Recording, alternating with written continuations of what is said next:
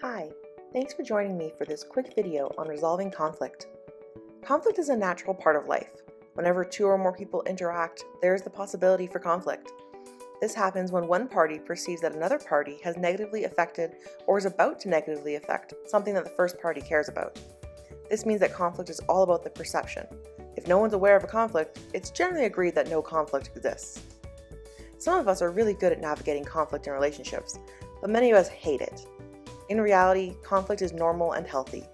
When handled properly, conflict can help us learn, grow our relationships, and discover new things. Margaret Heffernan, entrepreneur and spokeswoman, said, "For good ideas and true innovation, you need human interaction, conflict, argument, and debate." Conflict allows us to discover new ideas and can actually bring us closer together. Think about a time you and a friend disagreed about something. Going through that conflict allowed you to learn more about your friend, yourself, and your values. This in turn can bring you closer to your friend. Conflict gives you the opportunity to develop as an individual and in your relationships.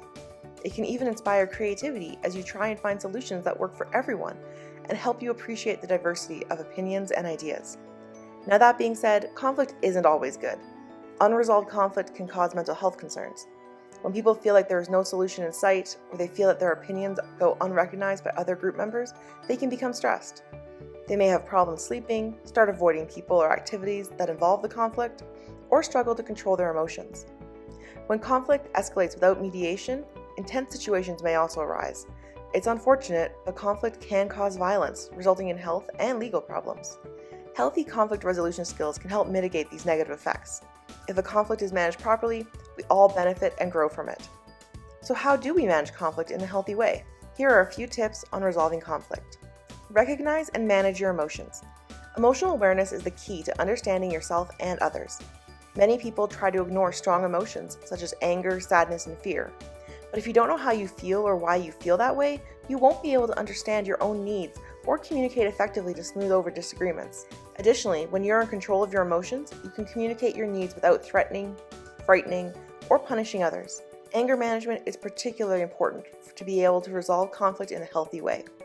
If you feel you can't stay calm, take a break for a few minutes and come back to the situation later. Use active listening. Really listen to the other person and try and see the problem from their perspective. Resist the temptation to interrupt with your own point of view until the other person has said everything they want to say and feels that you understand their message. Ask clarifying questions as you listen. Use small encouragements to show you're listening, such as nodding your head, and when the other person is done, restate in your own words what you believe the other person has said. Active listening might not come naturally to you, but it's very helpful in resolving conflict. Pick your battles. Conflicts can be draining, so it's important to consider whether the issue is really worthy of your time and energy. If you can let the small things slide, you will have more peaceful relationships with others, and the people in your life will pay more attention when you are upset about the big things. Work on nonverbal communication skills. Nonverbal communication includes eye contact, facial expressions, tone of voice, posture, and gestures. Paying close attention to the other person's nonverbal skills may help you figure out what they are really saying. In addition, by using positive nonverbal skills, like a calm tone of voice or a concerned facial expression, you can potentially diffuse a heated exchange. Watch your own nonverbal communication too. If the other person is trying to share their point of view and you're rolling your eyes, they're likely going to feel you're not taking the situation seriously or trying to find a solution. Prioritize the relationship over winning. Many people enter a conflict with a goal to win. Unfortunately, this only creates more conflict and can ruin your relationship. The first step in resolving conflict in a healthy way is to try to understand the other person's point of view so you can work together to develop a mutually acceptable solution.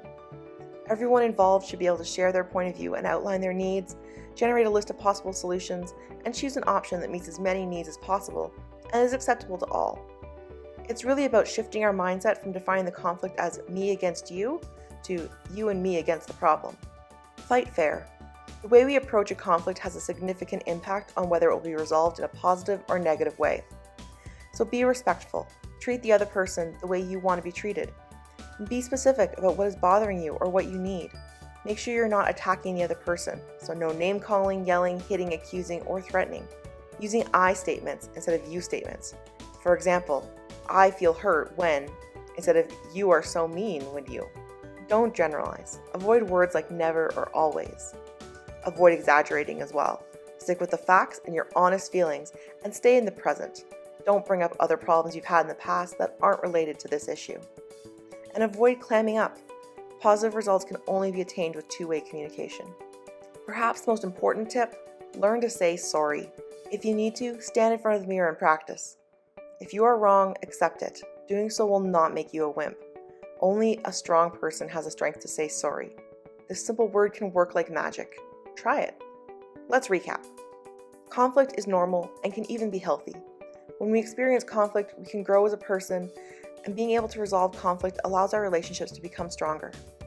When conflict starts to take a toll on our mental health, or we feel like we aren't being heard, that's when it becomes problematic. To resolve conflict in a healthy way, remember these tips. Recognize and manage your emotions.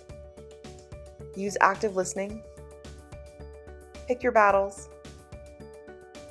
Work on nonverbal communication skills. Prioritize the relationship over winning. Fight fair. And learn to say, I'm sorry. If you can master these skills, you'll be well on your way to being a conflict resolution master.